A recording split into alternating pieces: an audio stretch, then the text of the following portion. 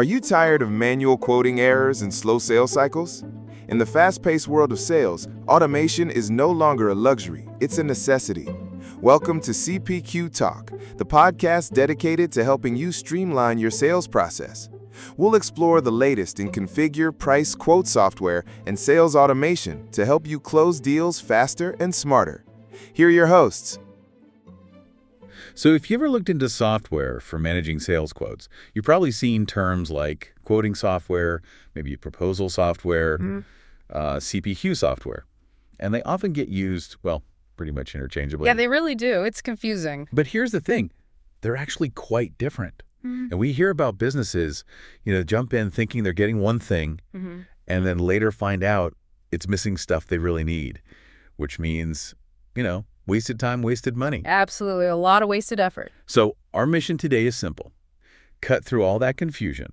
We want to give you a clear, practical guide on what you really need to look for, so you can make an informed choice that actually helps your business. That's the goal, because it's true. A lot of these solutions look similar on the surface, but underneath there are these crucial differences, and understanding those, that's the key. By the end of this, you'll know exactly what questions to ask and how to pick the right tool for your specific needs. Okay, perfect. So let's unpack this then. Maybe before we jump into the specific features, it's helpful to just lay out the bigger picture, the overall process we're talking about. Good idea. So there's this term, quote to cash, QTC. Right. That covers the entire journey, everything from creating that initial price for a customer, right through negotiating, closing the deal, invoicing, and finally getting paid. The whole thing. Okay, the whole life cycle. Exactly. Yeah. Now, CPQ, that's a specific part of QTC. It stands for configure, price, quote.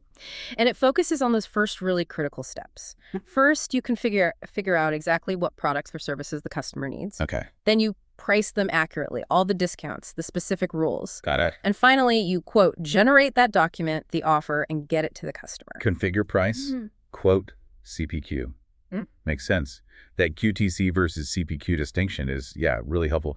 And it brings up something I hear all the time. What is the actual difference between a quote and a proposal? They kind of feel similar sometimes, but I guess they're not. It's a great question. They both aim for a sale, obviously, but they play different roles. A quote is usually shorter, more concise, straight to the point. It lists who's selling, who's buying, the specific items, prices, and a total. Pretty standard stuff. Right. You might attach spec sheets, maybe standard terms and conditions. It's really good for those more straightforward, maybe repetitive sales, like standard parts, off-the-shelf things where the customer mostly knows what they want. Okay.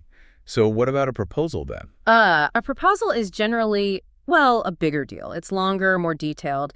It often starts by introducing your company, talking about what makes you different from the competition. Selling the company itself almost. Exactly. It focuses more on the benefits of the solution you're offering, how it solves the customer's specific problem, not just listing parts. You'll usually see things like a scope of work, maybe a service agreement in there. Right. More comprehensive. Definitely. And often it presents one overall price for the whole solution, though, it can break it down too. Proposals are really for those more complex sales where you're selling a tailored solution, not just a product, and you really need to stand out. That clears things up a lot. Quote for the straightforward, proposal for the complex, solution sell. Okay, so with those definitions sorted, let's get practical.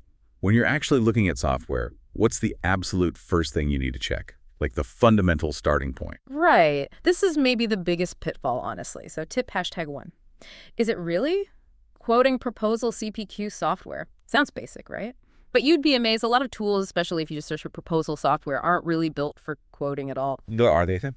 They're often more like fancy document generators or electronic signature systems, things like a supercharged PDF tool or something similar to DocuSign. Ah, okay. So they can make a document look nice, maybe get it signed? Exactly. But what they critically lack is the engine for handling real product pricing schemes. Things like, discount from list price, markup from your cost, calculating margin points, volume discounts based on quantity. All the complexities of actual pricing. Yeah, or formula-based prices for specific customer levels, or maybe a complex price matrix based on customer type and product. They often can't handle any of that. They can't track your internal cost or calculate your profit margin on the quote itself. I see. So they're just putting numbers on a page, not actually calculating them based on rules. Precisely. And lots of businesses fall into this trap. They buy a signing tool thinking it's a sales engine. It's like, bringing a butter knife to cut down a tree. Looks sharp, maybe, but it just doesn't have the power for the real job. That's a great way to put it. Okay, so filter out the document tools first. Make sure it's actually built for quoting and pricing logic. Once you've done that, what's next? I'm guessing how the quote or proposal actually looks is pretty important. That's your brand out there. Absolutely critical. Which brings us right to tip #2. Does it customize the format of quotes and proposals? Like you said, that document represents your company, its professionalism, your brand image. Yeah, a floppy quote doesn't exactly inspire confidence. Not at all. And you'd be surprised how little control some systems give you. Some are just like predefined templates, take it or leave it. Others might let you change your logo and, well, that's about it. Seriously, that limited? Oh, yeah. And then there are some that actually charge you money every time you need a template tweaked. Wow. Or they're so complicated you basically need to be a programmer to make even small changes. That sounds like a nightmare. It can be. The best solutions, the ones you really want, give you full control, usually through a simple, drag and drop kind of design tool. They even let you build formulas right into the document, maybe calculate a monthly lease payment automatically based on the total. So it's dynamic. Exactly. That level of control means your quote isn't just a list of prices. It's a polished, powerful sales tool that reflects well on you. Okay, that makes a huge difference. Presentation matters.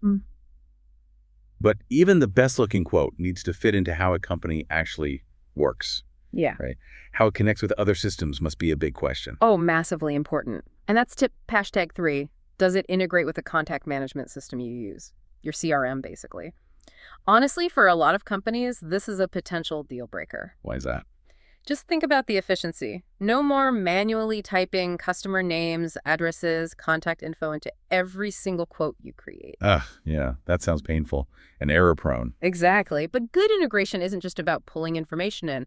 The really good systems push data back too. They can update the opportunity in your CRM, maybe forecast the sale value, Okay, right. even schedule a follow-up task or call right inside your CRM.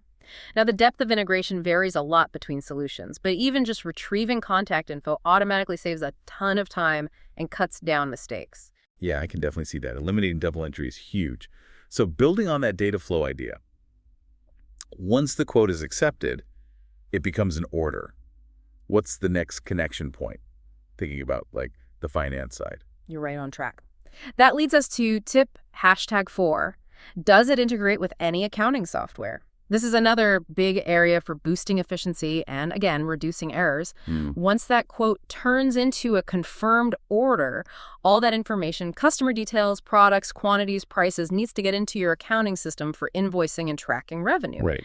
Without integration, it's usually a manual handoff. Someone prints the order, walks it over, or emails it. And then someone in accounting has to manually key everything into QuickBooks or whatever system they use. Which takes time.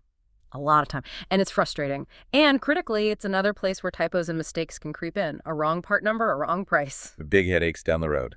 Huge headaches. So an integrated solution just smooths that whole process out. Data flows from the accepted quote directly into the accounting system. Much cleaner, much faster, much less error prone. Makes total sense. Yeah. Okay, we've covered integrations with CRM and accounting. Now let's shift focus a bit. Let's connect this back to businesses that deal with, lots of products, maybe complex products. Right. If we think about the product side of things, that brings up tip #5.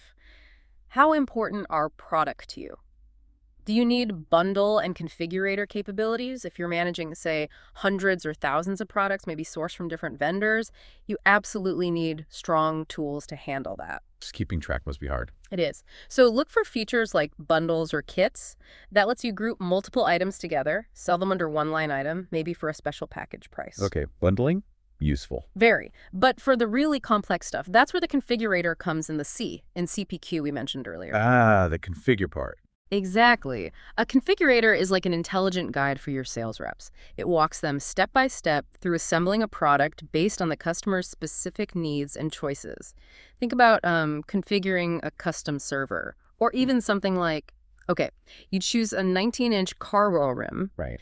The configurator then automatically only shows you tires that are 19 inches and actually fit that specific rim. It filters out all the incompatible options. So it prevents mistakes. Massively. Without it, your sales rep is relying on memory or maybe complex spreadsheets to know which options work together. It's just asking for errors, delays, and maybe quoting something you can't even build or deliver. Yeah, I can see that being a huge issue. Configurators drastically cut down those errors and make the sales team way more efficient. They can quote complex things faster and accurately. It's worth noting, though, this is a more advanced feature. Only a subset of quoting solutions actually have a true powerful configurator built in. Good to know. So if you sell complex, customizable stuff, a configurator is probably essential. Sticking with products for a moment. Yeah. What about keeping pricing and availability up to date, especially if you source from outside vendors? Crucial point, which is tip #6. Can you import products or retrieve real-time prices from vendors? Think about it. Most businesses aren't manufacturing everything they sell. You're buying products from various suppliers, distributors. Right. And their information, especially pricing and stock levels, changes all the time, sometimes daily, sometimes even hourly for certain industries. Volatile. Very. So having real-time electronic access to that vendor data directly within your quoting tool is incredibly valuable. It means you can always quote using the latest, most accurate cost, which helps you price competitively. And avoid losing money on a deal because your costs went up. Exactly. You might even spot last-minute price drops you can pass on as savings or use to boost your margin. And just as importantly, it tells you about availability. Is that critical part actually in stock, or is it back-ordered for 6 weeks? Knowing that before you quote is huge. It's essential. It prevents you from promising something you can't deliver quickly, lets you manage customer expectations, and helps you make smarter purchasing decisions yourself. You know exactly what you can promise right now. Knowing what you can promise. Yeah, that's powerful. These external links, real-time data, they seem vital. Okay, let's switch gears a bit. What about internal processes? Collaboration, oversight within the sales team, how can software help there? Good question. That brings us to tip #7. Would peer reviews and approvals be a benefit to your company? Think about peer reviews first. This lets a sales rep, maybe working on a complex or high-value quote, easily share it with a colleague for feedback before it goes to the customer. Like a quick sanity check. Exactly. Get another set of eyes on it. It can really improve the quality, catch potential mistakes, maybe suggest a better approach. Makes sense. And approvals. Approvals are more about control and oversight, usually involving a manager. Have you ever been in a situation where a rep sends out a quote and later the manager sees it and thinks, oh no, I wish I'd seen that first. The pricing is wrong, or we forgot to include X. I can imagine that happens, yeah. Approval features prevent that. You can set up rules, maybe any quote over a certain value or any quote with a discount above X% requires mandatory review and sign-off from a manager before it can be sent to the customer. So it enforces a review process. Precisely. It ensures key quotes get looked at, prevents unprofitable deals from going out, maintains consistency. It's about quality control and risk management. Now, like the configurator, these peer review and approval workflows are often found in the more sophisticated systems. They're quite rare overall, but incredibly valuable if you need that level of control. Good to know. So internal checks. What about just basic security, like who can do what? Yeah, briefly. That's tip #8. Do you need security features? If you have more than one person, especially multiple sales reps, using the software, then yes, security is important. It lets you control permissions. Maybe only managers can approve discounts, or certain reps can only see quotes for their territory. Standard stuff, but necessary in a team environment. Right, basic user management makes sense. Okay, so you've got all this data flowing in now, products, customer info, quotes being created, orders being processed. Yeah. What about getting insights from all that data? Because data just sitting there isn't very useful, is it? Not at all. And you've hit on a really important and often overlooked capability. Tip #9. Do you need reporting capabilities? Honestly, robust built-in reporting is surprisingly uncommon in many quoting tools. Really? Seems like it would be essential. You'd think so, because the system holds all this valuable information, what you're quoting, what you're winning, what products are selling, who's selling them, profit margins.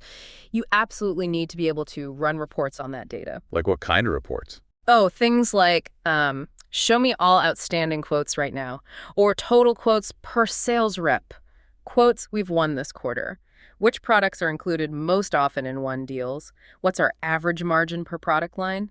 Maybe even generate commission reports automatically. Wow, okay, that's powerful information. It is. Strong reporting capabilities are actually a good sign that you're looking at a mature, complete software package. It shows the system is designed not just to create quotes, but to provide real business intelligence. So what should you watch out for with reporting? Well, some tools only offer a handful of predefined, uncustomizable reports, which might not be what you need. Not very flexible. Not at all. Others might force you to export data to Excel or a third-party reporting tool to do any real analysis, which is cumbersome. The best solutions give you complete control. Custom filters, the ability to add your own calculated columns, like that monthly leasing figure again, so you can slice and dice the data exactly how you need to. So it becomes a strategic tool, not just a record keeper. Exactly. It helps you identify your most profitable areas, your top performers, maybe even spot trends you wouldn't see otherwise. Superficial reporting keeps that insight buried. Fantastic point. Reporting is about strategy. Okay, nearly there on features. Let's talk about what happens after the quote is won and it becomes an order. We talked about accounting integration, but what about actually placing the orders with your suppliers? Right, streamlining the procurement side. That's tip #10. Are you interested in automating ordering? Think about the traditional process. A quote is won. Now someone has to manually create purchase orders for all the items needed from different vendors. More manual typing. Loads of it. Rekeying vendor names, part numbers, quantities, costs, shipping addresses. It's tedious, time-consuming, and yes, another big source of potential errors. Did you order the right part, the right quantity? Yeah, easy to mess up. Very. Some of the more advanced quoting solutions can completely automate this because the system already knows all that information from the one, quote, who the vendor is for each part, the quantity, your cost, where it needs to ship. So it can generate the necessary purchase orders automatically. Just clicks a button, basically. Pretty much. And then it can often email those POs directly to the vendors. Wow, that saves a ton of work. It really does. And some systems go even further. If the vendor supports electronic ordering, the system might even let you track the status of those orders in real time. You could see right within your quoting software when an order has shipped, get tracking numbers, maybe even see serial numbers for the items received. That's amazing. Full visibility. It closes the loop completely, from quote to cash, and also quote to procurement and delivery. Streamlines the whole supply chain operation. Okay, that's a comprehensive look at functionality, from basic quoting to configurators, integrations, reporting, and automated ordering. Huge range of possibilities. Now let's shift to the practicalities of actually picking and buying. You've researched, you think you found a contender. What's a crucial next step? This one's simple but absolutely vital. Tip, #11. You think you found the solution. Can you get a trial? It sounds obvious maybe, but you'd be surprised. A lot of software vendors prefer to just show you polished videos or give you a controlled sales demo. Where they show you only the good bits. Exactly. They don't always offer a true self-service free trial where you can actually get your hands dirty. Why is the trial so important? Because you need to verify it actually does what they claim with your products, your pricing rules, your workflow before you spend a single dollar. Don't just take their word for it based on a slick demo. Get a trial version, load in some of your real data, try to build a few typical quotes. See if it really works for you. Test drive it before you buy it. Makes sense. Absolutely critical filter. If they won't give you a trial, that's potentially a red flag right there. Good advice. Okay, so you've trialed it, you like it, it seems to work. Now you look at the price tag. What hidden things should you watch out for? The financial fine print. Ah, yes, the money part. Tip #12. Last step. Pricing, setup costs, and requirements. First, be aware of payment terms. Pricing is often shown as a monthly cost, like $30 per user per month. Sounds affordable. It does, but very often they require you to pay annually or sometimes even for multiple years upfront. Oh, so $30 a month is actually $360 per user paid today. Precisely. Or potentially much more if it's a multi-year contract. Make sure you clarify the actual payment schedule. Second, look out for mandatory setup or implementation fees. These can sometimes be hidden or mentioned only late in the process. How much are we talking? It varies wildly. It could be a few $100s, could be several $1,000s depending on the complexity of the software and the vendor. Make sure you ask about all upfront costs. Okay, annual payments, set of fees. Right. What else? Licensing models. This is a big one that can significantly impact your total cost. Many vendors use per named user licensing. That means if you have 20 people who might need to use the software, even occasionally you have to buy 20 licenses. You pay for every individual user account. Even if they only log in once a month. Even then. The alternative, which is often much more cost-effective, is concurrent licensing. Yeah. With concurrent licenses, you only pay for the maximum number of people using the software at the same time. So if those 20 people share the system, but only, say, 5 are ever logged in simultaneously? You only pay for 5 licenses, not 20. For companies where users aren't logged in all day, every day, concurrent licensing can lead to massive savings. It's definitely something to ask about. That's a huge difference. Named versus concurrent licensing. Got it. Yep. Okay, last tip. This seems like something people might forget about until they desperately need it.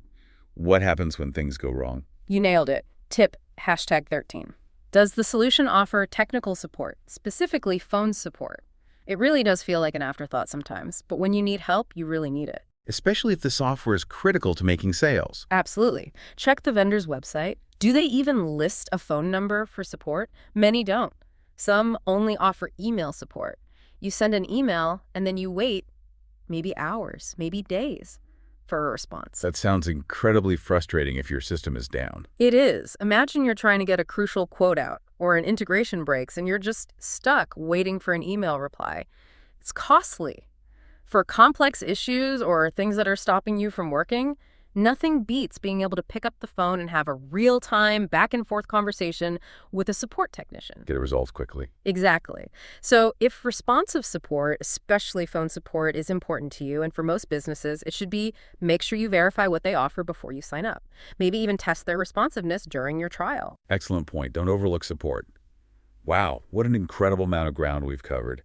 This has been a true deep dive. We went from just defining terms like CPQ, quote, and proposal, all the way through critical features like configurators, real-time vendor data, deep integrations with CRM and accounting, then into reporting, automated ordering, and finally the practicalities of trials, pricing models, and vital technical support. We did cover a lot. Armed with these 13 tips, you, our listeners, should feel much better equipped now to navigate this sometimes confusing landscape of quoting software and make a really smart choice for your business.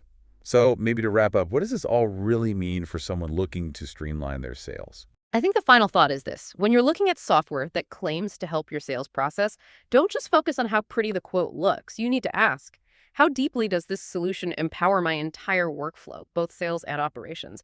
Think beyond just generating that initial document. Ask yourself, how much further can this tool actually push my business? Can it eliminate those hidden manual tasks? Can it prevent costly errors? Can it unlock strategic insights from my sales data? Can it genuinely make my team more efficient, more accurate, and ultimately help us satisfy our customers better and win more business? That's the real goal, isn't it?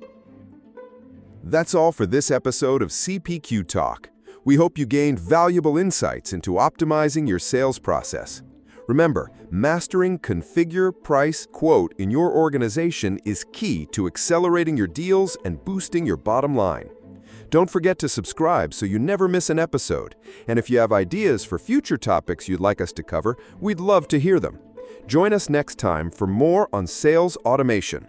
Until then, keep closing those deals.